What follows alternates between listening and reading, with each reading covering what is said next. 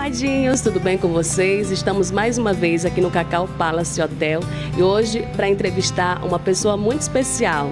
Exatamente, uma pessoa usada por Deus. Olha, ele já foi ministro de louvor do pastor Silas Malafaia, também já teve grande participação importante no Ministério de Louvor do R.R. Soares. Lógico que eu estou ao lado dele, nosso querido pastor, cantor e compositor Joábio Dória. Pastor, muito obrigado por falar com a nossa equipe, é um prazer, né, tê-lo aqui. E a gente gostaria de começar perguntando para o senhor sobre a sua comunhão com Deus. O senhor já nasceu em berços evangélicos? Conta para a gente um pouquinho sobre isso. Edilene, a paz, boa noite a todos do canal Amadinhos. Para mim é um prazer muito grande falar com vocês. Antes de tudo, dizer que Deus abençoe vocês de uma maneira sobrenatural. Eu acreditava que eu tinha nascido num lar evangélico, porque eu sou filho adotivo, então eu fui criado por uma família evangélica. Mas aos 21 anos de idade eu conheci a minha família biológica. Aos 8 anos de idade minha mãe contou para mim que eu era adotivo, minha família nunca esqueceu.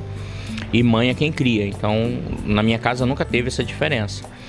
Mas eu nasci com vontade de procurar saber as minhas raízes, as minhas origens, e com 21 anos eu encontrei minha mãe biológica. Então, na verdade, eu nasci num lar espírita. Espírita que eu quero dizer, na Bahia a gente chama de candomblé. Então, a minha mãe biológica, ela é babalorixá de candomblé. Então, no ventre dela, eu fui dedicado ao diabo, como se diz no meio evangélico, na religião Batu. Mas eu fui criado num lar evangélico. Ela teve uma depressão pós-parto, com 3 dias de nascido ela me deu para essa família cristã e eu fui criado em berço evangélico. Então eu posso dizer que, embora as minhas raízes sejam de uma religião afro-ameríndica, eu fui criado no evangelho, graças a Deus. Tá certo. E olha, a gente segue com as nossas perguntas. E assim, pastor, quanto tempo de carreira louvando ao Senhor? Olha, essa família que me criou é uma família musical, né? E eu canto desde os 7 anos de idade. Desde os 3 anos de idade eu toco flauta. Comecei com flauta doce, aos 7 eu já fui para flauta transversal. Mas profissionalmente desde os 12 anos. Então eu estou completando 26 anos de carreira. Nossa, quanto tempo, hein? 26 anos de carreira. E assim, durante esses 26 anos de carreira, eu gostaria que o senhor contasse qual a maior dificuldade encontrada durante esses longos anos louvando ao Senhor. Eu fui muito abençoado por Deus, porque eu comecei meu ministério numa banda pequena, chamava Banda Celestial, lá no interior da Bahia, uma banda da Igreja Batista. E era muito engraçado, porque toda a dificuldade para você conseguir instrumento, principalmente na cidade do interior, então livro de ouro, aquela questão toda. E a gente conseguiu os instrumentos e a banda ela tinha uma peculiaridade muito grande, porque assim, eu não tinha cantado com banda ao vivo ainda, só que na minha igreja a gente só cantava com playback. E aí, quando eu fui cantar com banda ao vivo, era um sofrimento muito grande. Então, assim, eu cantava em Lá, a banda tava tocando Dó. Eu cantava em Sol, a banda tava em Ré menor. Então, era uma loucura. E o baterista da banda era surdo. Como ele tocava, só Deus e ele sabe. Ele só pegava no tranco. Então, mas foi um aprendizado. E aí, eu fui embora para Salvador. Então, 6 meses depois nessa banda, eu fui para Salvador. E aí, fui cantar numa banda chamada Banda Celebrai. Uma banda profissional já em Salvador. O Val Alencar, que era o tecladista da banda, tocava na época para a banda Eva. Então, os meninos mais profissionais. E eu passei a trabalhar com eles. E aí, com 6 meses que eu estava nessa banda, eu fui dar abertura para a Marcha para Jesus. E recebi o convite do pastor Silas Malafaia para ir embora para o Rio e fazer parte do ministério dele. Então, eu não enfrentei muitas dificuldades que quem está começando hoje enfrenta, de estar cantando na igreja, de ir lutando no seu dia após dia. Essa dificuldade eu não enfrentei, sempre tive facilidade de ter o contrato com gravadoras. Deus sempre foi muito generoso comigo. Mas eu enfrentei muita dificuldade no que dizia respeito, por exemplo, a terminar os meus estudos e a começar a minha faculdade teológica. Então eu sofria muito, porque às vezes eu terminava um show às 2 horas da manhã e eu tinha que correr para o aeroporto enquanto meus colegas iam dormir, porque eu tinha que estar às 8 horas da manhã no Rio de Janeiro, para as 9 horas da manhã estar entrando na faculdade, para estudar e para depois correr para o aeroporto de novo, pegar um voo para encontrar a turma. Então foi uma luta muito grande, mas graças a Deus eu consegui vencer, eu consegui chegar, alcançar aquilo que Deus preparou e que eu sonhei para mim. Certo. E em relação à sua participação no ministério do pastor Silas Malafaia, foi através da Marcha para Jesus que ele te conheceu, no caso. Conta um pouquinho sobre essa sua participação no ministério dele. Eu venho assim, a minha família biológica é adventista do 7º dia, né? E eu migrei ainda adolescente para a Igreja Batista e lá permaneci. E a gente tem um diferencial, a Igreja Adventista tem um diferencial muito com essa questão vocal. E eu sempre tive um alcance de voz muito grande. A gente estava começando na época no Brasil essa questão de grandes pregadores, como era o pastor Silas, ter um ministério de louvor para o acompanhar nas cruzadas evangelísticas. Então a gente tinha o Renascer Praise, o Diante do Trono nem existia ainda, o Diante do Trono veio começar em 94, 95, mas a gente tinha o Renascer Praise, a gente tinha o Kadosh. Então o pastor queria um grupo, um ministério que pudesse ser exclusivo dele. E aí eu dei a abertura da Marcha para Jesus e tinha uma outra banda para cantar, eles não foram, então a gente era uma participação de 1h30 e eu tive que fazer 3 horas de show. Então você com 12 anos de idade, dominar 3 horas de show sem parar, cantando músicas ecléticas, não é fácil. E aí foi quando ele me viu cantando, ele chegou na última meia hora e aí ele me convidou, pediu para conversar comigo após o evento. E aí me convidou, a gente foi para uma pizzaria e lá ele fez o convite, eu tive que ser emancipado, porque eu era de menor, minha mãe teve que me tornar de maior, para que eu pudesse assinar contrato e me mudar para o Rio de Janeiro. Mas foi através da Marcha para Jesus. Nossa, que história abençoada. E em relação à sua participação no ministério do R.R. Soares, conta um pouquinho pra gente também. Eu ia muito, quando o R.R. fundou a HIT, a gente já ia cantar algumas vezes no Show da Fé. Na época ele não transmitia ainda a nível nacional via Bandeirantes, ele só tinha projetos. Só que ele queria fundar a HIT, né? Na época ele transmitia pela CNT. E aí ele queria partir para a Band, ele queria fundar a HIT. E aí ele já estava com a HIT em UHF, em São Paulo, e eu fui convidado pelo pastor Glauber Morales, que na época apresentava o Movimento Jovem, a gravar o primeiro Movimento Jovem. E aí quando eu fui gravar o Movimento Jovem, eu estava gravando um novo disco e eu pedi para os meninos do estúdio me darem um playback. E playback para TV é diferente do playback para a igreja. Na igreja você canta a vera mesmo, o playback tem só o instrumental e o vocal e você canta mesmo ao vivo, embora seja playback. Para TV é diferente, o playback é gravado a sua voz cantada, porque na televisão não tem recurso de retorno, não tem, então tem que ser a voz cantada e você dubla. E eu pedi pro menino colocar a voz e ele se atrapalhou no estúdio, em vez de me dar o cantado, ele me deu playback mesmo, só o instrumental. Quando eu cheguei em São Paulo, para minha surpresa, na hora do programa, eu ia ter que cantar sem retorno, sem nada, e tinha que me virar para não desafinar. E aí, graças a Deus, eu dei conta do recado e para minha surpresa, o pastor Jaime de Amorim Campos estava assistindo e ele gostou muito da música e pediu para eu ficar pro domingo, a gravação era no sábado, para eu ficar no domingo que ele queria conversar comigo. E aí me convidou para cantar no culto da manhã. E aí eu cantei no culto da manhã, ali na Avenida São João, na Igreja da Graça, e tive uma reunião com o R.R. Soares, e ele me fez a proposta, e eu senti de Deus que era chegado o meu tempo, já tinha terminado minha faculdade teológica, e me mudei do Rio de Janeiro para São Paulo, com uma bênção muito grande na minha vida. Que bom, graças a Deus. E assim, a gente falou um pouquinho sobre dificuldades, agora a gente gostaria de perguntar para o senhor em relação a... Imagino que tenha muitas histórias, mas conta alguma história assim que marcou a sua vida, uma história muito positiva durante as suas turnês pelo Brasil. Eu tenho uma história que me marca muito. Ela é um pouco triste, mas ao mesmo tempo ela é gratificante. Eu quero contar aqui do Pará mesmo. Eu tive há uns 4 meses atrás, mais ou menos, eu tive em Pacajá. E eu fiz um final de semana, sexta, sábado e domingo.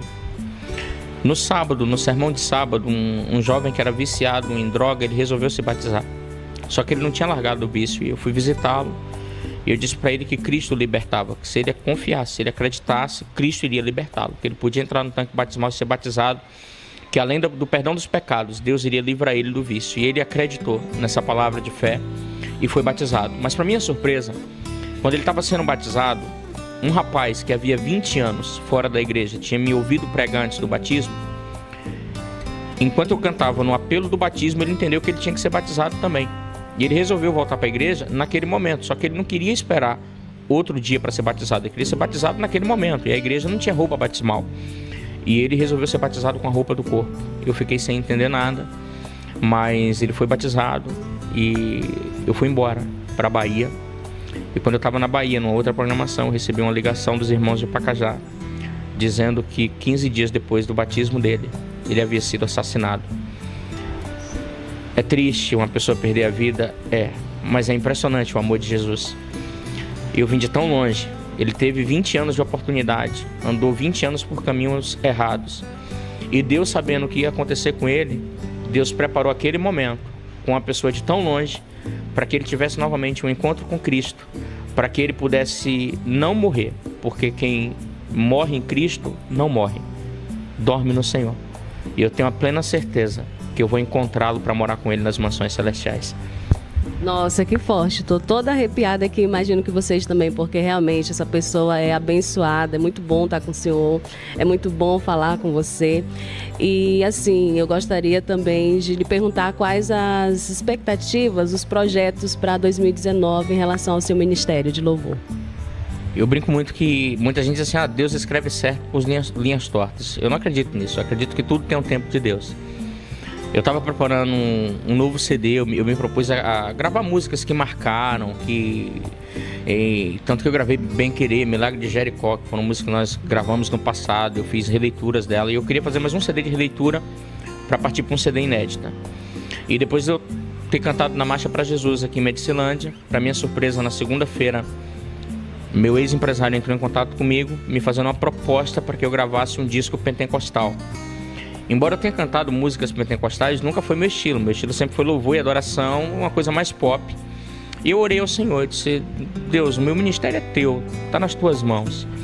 Porque hoje, Adeline, as pessoas estão muito presas em placa de igreja. Deus não vem buscar uma igreja, Deus vem buscar um povo. E eu disse ao Senhor, meu ministério está nas tuas mãos, o que é que tu queres? De que forma eu vou alcançar as pessoas? De que forma a gente vai chegar ao coração das pessoas? E eu aí comecei a ouvir as músicas que ela me mandou, e uma música em especial me marcou muito. Ela fala inclusive sobre a história de Bartimeu, mas de uma forma mais pentecostal. E eu resolvi aceitar o desafio. Então ano que vem a gente, na verdade em janeiro já, eu entro em estúdio para gravar um novo disco, é um disco pentecostal. Então a gente vai vir mais aí no estilo do Samuel Mariano, uma coisa mais no estilo do Gerson Rufino, uma coisa mais pentecostal. E aí a gente grava, eu gravo por um selo, e eu já tenho a proposta de algumas gravadoras que possivelmente até janeiro ou fevereiro a gente está sentando para assinar também. Nossa, que bom, hein? Acho que é exclusivo essa novidade. A gente está contando para vocês aqui. E assim, Medicilândia, alguns dias aqui em Medicilândia, e conta um pouquinho sobre a sua experiência aqui no nosso município. Medicilândia é uma cidade que, quando a gente chega pela primeira vez, a gente assusta pela falta de estrutura, mas quando você passa 1, 2 dias na cidade, a cidade te cativa pelo povo que ela tem. Medicilândia é uma cidade fantástica, eu me apaixonei por Medicilândia.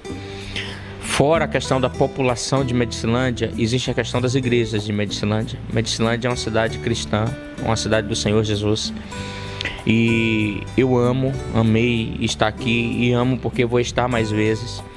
E o que eu posso dizer é que Medicilândia tem tudo mesmo, para ser uma cidade muito mais desenvolvida do que o que ela é. Porque se você fizer uma análise de onde Medicilândia está, ela é a última cidade da Transamazônica com estrutura de asfalto. Embora tenha dificuldade dos desvios que existe daqui para Brasil Novo, ainda é mais fácil chegar aqui. Então eu acredito que se o povo de Deus dessa cidade se unir, além de colocar o joelho no chão e orar, ter atitude de cristão, Medicilândia vai ser uma cidade fantástica. Eu adorei estar na Marcha para Jesus, mas ao mesmo tempo eu fiquei muito triste, porque eu vi pastores, homens de Deus ali, e eu sei que nem toda a comunidade evangélica estava ali. E desde então eu tenho dobrado o meu joelho e pedido a Deus que Ele quebre a barreira de placa de igreja nessa cidade. Que as pessoas entendam que Cristo é o Senhor das nossas vidas e que reino dividido não prospera. E eu peço a Deus que na próxima Marcha para Jesus, todos os evangélicos, todos os cristãos possam estar no local da marcha, declarando que Medicilândia é do Senhor Jesus. Amém. Realmente a gente espera o mesmo, e a gente gostaria de encerrar essa entrevista pedindo para o senhor cantar um refrãozinho de um hino aí, e já agradecendo também pela participação de falar com a nossa equipe, desejando todo o sucesso do mundo, e que continue orando por Medicilândia, orando por nós também. Amém. Canto sim, vou estar orando sim, e orem por mim também. E eu já disse para vocês, a gente tem uma conversa em off, de vocês têm tudo para ir longe. Que Deus abençoe o canal de vocês, que Deus abençoe e cubra vocês não só de bênçãos, mas eu gosto muito quando a Bíblia diz que o planejar é do homem, mas o executar vem do Senhor.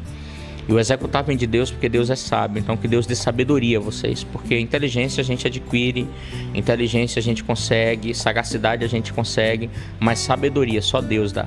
Então que Deus dê sabedoria a você, ao Jeff, que o canal de vocês cresça cada vez mais e que o canal de vocês rompa a fronteira de Medicilândia, que ela chegue aí no oeste do Pará de uma forma muito grande, de uma forma muito abençoada, que não seja só um canal de divulgar evento, mas de ser bênção na vida das pessoas. Tem uma música que eu gosto muito e eu queria deixar esse trecho. É minha música preferida, eu sei que muita gente não vai conhecer. Tem um corinho bem antigo, mas alguns devem lembrar. Ela diz assim: buscai primeiro o reino de Deus e a sua justiça, e todas as coisas vos serão acrescentadas. Aleluia, aleluia. Que as pessoas que estão nos ouvindo possam buscar o reino do Senhor Jesus, porque Ele vai acrescentar todas as outras necessidades na vida delas. Amém. Então é isso, gente. De Medicilândia para o mundo, né? Essa entrevista maravilhosa com o nosso querido pastor, cantor Joab Dória. Um beijo para vocês, tá bom? Até mais.